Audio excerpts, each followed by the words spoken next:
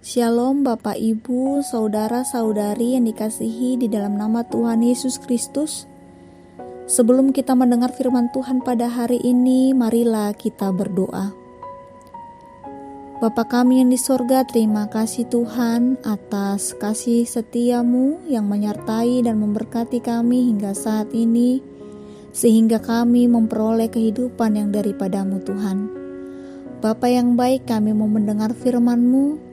Berkati hati dan pikiran kami, supaya firman-Mu dapat bertumbuh di dalam iman, dan ketika kami menjalani hari-hari kami, biarlah itu menjadi kekuatan dan pedoman bagi kami. Terima kasih Tuhan, amin. Bapak Ibu, saudara-saudari yang dikasihi dalam nama Tuhan Yesus Kristus, firman Tuhan pada hari ini tertulis di Yesaya 35 ayat 4. Dalam bahasa Batak dikatakan, "Dok kamu matuaka paroha natahuton pirmaton dimuna, una kamu mabiar. Ida made batamunai ro martubol hondohot mamaluson, rodo ibana tongon paluah kamu." Dan di bahasa Indonesia dikatakan, "Katakanlah kepada orang-orang yang tawar hati, kuatkanlah hati, janganlah takut. Lihatlah Allahmu akan datang dengan pembalasan dan dengan ganjaran Allah. Ia sendiri datang menyelamatkan kamu." Demikian firman Tuhan. Pernahkah kita kehilangan harapan atau paling tidak hampir kehilangan pegangan hidup? Bagaimana rasanya hidup di tengah-tengah penderitaan dan bahaya? Bagaimana rasanya bekerja di bawah tekanan orang lain? Bagaimana rasanya beribadah di tengah-tengah ketidakpastian keamanan di negara kita ini? Bagaimana perasaan kita ketika kita melihat ketika kekuasaan disalahgunakan demi kepentingan diri sendiri? Termasuk orang-orang yang memperjualbelikan hukum di negara kita ini. Bagaimana kita melihat orang-orang yang merusak alam dan lingkungan hidup? Dan masih banyak hal-hal yang bisa kita tanyakan pada diri sendiri dalam hidup ini, bahkan dalam hidup berkelompok, bergereja, bermasyarakat, dan berbangsa. Bapak Ibu, saudara-saudari yang dikasihi di dalam nama Tuhan Yesus Kristus, firman Tuhan pada hari ini mengatakan, "Kuatkanlah hati, janganlah takut. Lihatlah Allahmu akan datang dengan pembalasan dan dengan ganjaran Allah. Ia sendiri datang menyelamatkan kamu."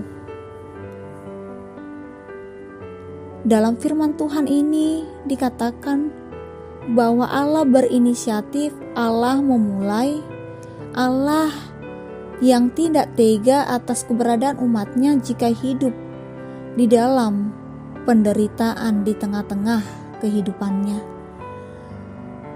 Di dalam Allah ada kesembuhan, ada kedamaian, ada perubahan dan pembaharuan kondisi hidup.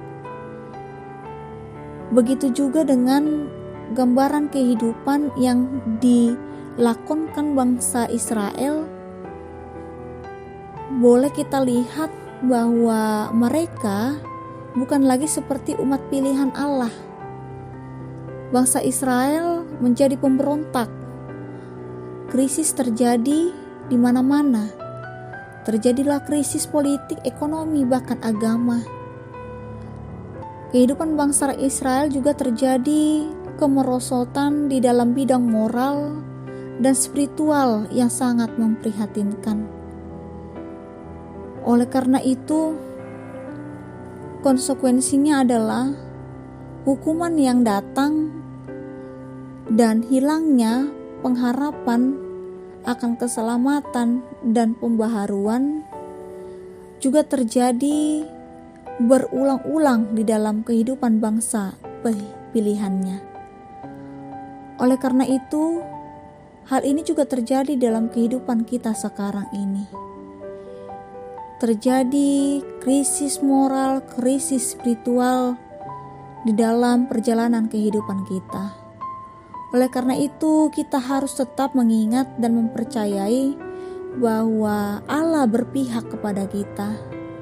Allah berjanji bahwa Tuhan tidak pernah meninggalkan kita sendiri, karena Dia mengerti dan peduli akan keadaan kita. Kita harus tetap memiliki harapan bahwa Tuhan pasti datang untuk menyelamatkan, mengubah, dan memperbaharui kehidupan kita. Dan kita pun harus tetap setia melakukan firman Tuhan. Tuhan akan datang dan menyelamatkan kita. Dia datang kembali pada akhir zaman, membinasakan mereka yang telah membuat kesusahan dan penderitaan di dunia ini. Tuhan akan datang memberi kelegaan bagi mereka yang tertindas dan teraniaya.